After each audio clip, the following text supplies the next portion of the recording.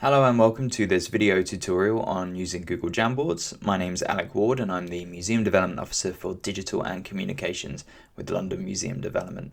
So today we're going to be talking about the advantages of Google Jamboards and why it can be a useful tool to use for collaborative team working. So Google Jamboards is basically an interactive online whiteboard. You can post different ideas and inspirations, and you can use it as a place to collaborate together, which I think is quite important at the moment, considering the current situation with everybody working from home and working remotely. It's a good tool to use to help guide your work together as a team. So the first thing you'll need for a Google Jamboard is a Google account, which is free to set up. And then once you've got one of those, you can go to jamboard.google.com, and that's where you can create your first board. So you want to go down to the little plus icon down here, hit New Jam, and then that will create your very first Jamboard. So the thing that you might want to do first is to name your Jamboard. So I'm going to name this Project Idea.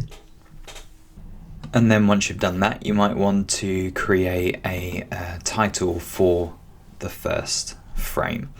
And a frame is basically the equivalent of a slide on PowerPoint. So I'm going to go for no background, and I'm just going to call this Project Ideas. And then I'm going to use that as the heading for this frame.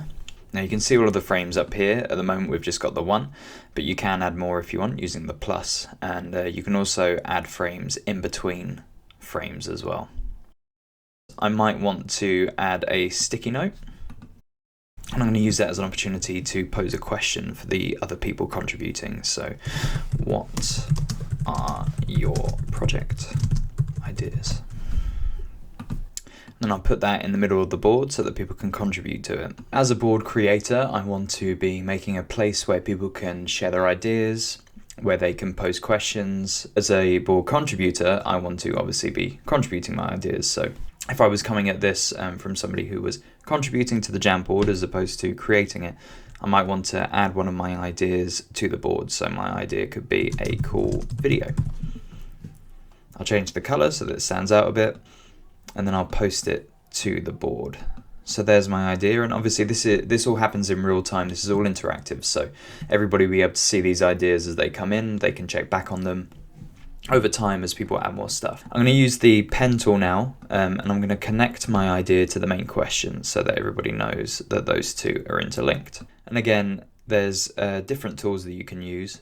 I quite like the highlighter because it's an opportunity to highlight specific parts or specific things. But the pen tool and the marker tool are quite useful for that too.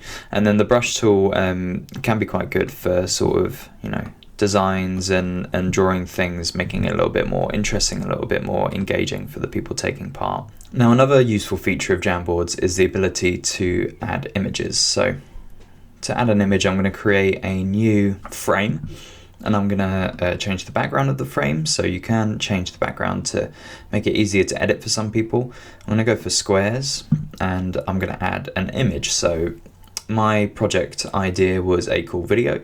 So I'm going to do a Google search for an image of a cool video. You can also upload images from your own device, from Google Drive or from your saved Google Photos as well. The Jonas Brothers, I'm guessing they're cool. So I'm going to put this picture of the Jonas Brothers in the middle here. And then let's say that my idea for a cool video is to have the Jonas Brothers come to the museum, because that's something that will definitely happen. And I'm going to have no background as I did for the heading, and then I'm going to put that at the top here. So that's my idea, have the Jonas Brothers come to the museum. And then people can add suggestions as well. So again, they can use the sticky notes to add suggestions. They can do drawings. So maybe they really like the aesthetic, for instance. They quite like that Jonas Brothers or those two Jonas Brothers shirts, but not quite that one. So, they could draw a little cross on it. They could also add their own images. So, for instance, Jonas Brothers hairstyles. If maybe they have a suggestion for a different hairstyle for the Jonas Brothers when they come to visit, I think you get the picture. And then yeah, you can add those in. And again, you can draw connections if you wanted to. So we'll use the brush, and here we go. So that. Now you might find in the course of making your edits, you may have made a mistake. Obviously you can delete things using the select tool. So let's say you didn't like that Jonas Brothers hairstyle, you can delete that image. You can also edit by clicking on it and editing the text. But then if you've drawn something that you're not too keen on, you've got the erase tool here, and it's quite easy to rub stuff out. So that's just a general quick introduction to how you can use Google Jamboards as a place for collaboration and teamwork. And I thought that I would just end this video tutorial by quickly showing you a Jamboards that I've put together for an upcoming Digital Futures training session. This session is on social media. I'm going to be looking at the different ways that museums are currently using social media in the COVID-19 lockdown, the different platforms that they can use, and the types of content that they're creating. So I've just sort of done an introductory slide, just so that, or frame, so that people can see what it's about.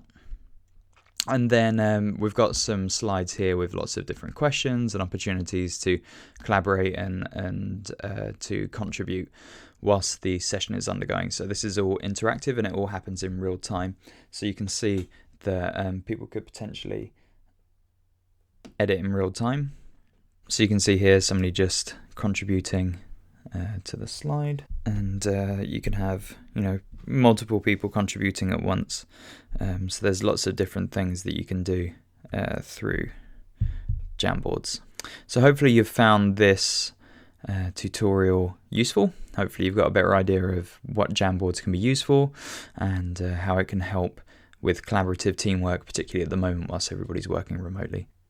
So thanks for watching and good luck with Jamboards.